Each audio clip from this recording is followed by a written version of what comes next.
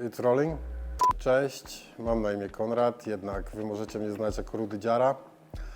Tatuażem zajmuję się od prawie 2 dekad. Mój główny styl to blackout i tatuaż biały na czarnym.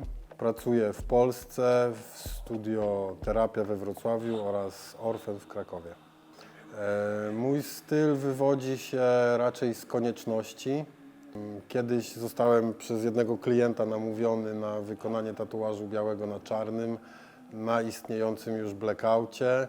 Byłem bardzo sceptycznie do tego nastawiony, ale jednak udało się i udaje się już od w sumie 6 lat do tej pory całkiem skutecznie, z wielkim powodzeniem.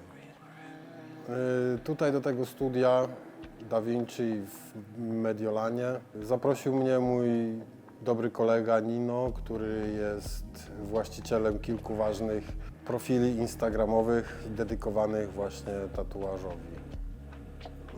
Jakbym opisał swój styl? No, mój styl to głównie realizm biały na czarnym, no i blackout, jak już wcześniej wspomniałem, i no nie wiem, co tutaj dużo opisywać, trzeba zobaczyć. Zapraszam na swojego Instagrama, żebyście sami mogli sobie zobaczyć i ocenić i zostawić łapkę i follow. Najbardziej skomplikowanym albo trudnym tatuażem, który wykonałem, był chyba ten, który robiłem tutaj w tym studio parę dni temu. Dlaczego? Dlatego, że ilość szczegółów i sama kompozycja i umiejscowienie były chyba najbardziej wymagające ze wszystkich białych na czarnych, które wykonałem do tej pory. Co było najzabawniejszym doświadczeniem, jakie miałem z klientem? No, takich doświadczeń przez 2 dekady to się nazbierało naprawdę sporo, ale jednym z najzabawniejszych to była sytuacja dawno temu w Amsterdamie, kiedy robiłem klientowi takie paski tutaj na ręce dość wysoko. I to był chyba ostatni raz, kiedy zapytałem się kogoś, co dla niego oznacza dany tatuaż, bo gość mi odpowiedział, że on i jego mąż uwielbiają fisting analny i to jest ostatnia z granic, którą osiągnęli, właśnie ja mu to tatuowałem. Co powoduje we mnie największą radość z tatuowania, to chyba samo tatuowanie w sobie i zadowolenie klientów.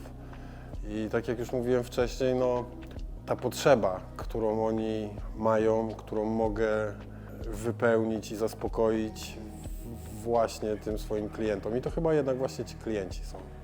Czy widzę jakieś różnice między praktykowaniem tu, a gdzie indziej? Tak, widzę te różnice i są to bardzo włoskie różnice, z którymi przez pewien czas było mi się troszkę trudno pogodzić, ale z biegiem czasu się do nich przyzwyczaiłem i jest całkiem przyjemnie, no ale jednak te różnice są i są to typowo kulturowe różnice i to chyba by było tyle w sumie. Cultural differences. Mój idealny klient. Myślę, że wszyscy moi klienci są idealni, bo do mnie trafili, no. Krótko i na temat. Kocham ich wszystkich i wszyscy są idealni.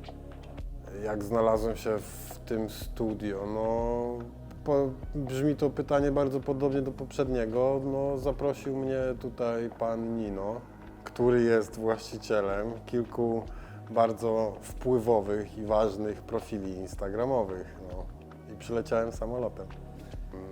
Jak się mam tutaj w tym studio? No, jest tutaj całkiem przyjemnie. Ludzie są przyjemni. Studio wygląda fajnie, minimalistycznie, jest co robić i no, całkiem git. No, jakbym opisał to studio moim przyszłym klientom? No, przyjemne studio, dużo miejsca, fajni ludzie, fajna atmosfera. Muzyka nie zawsze spoko, ale to jest do poprawienia i myślę, że to bym mógł powiedzieć.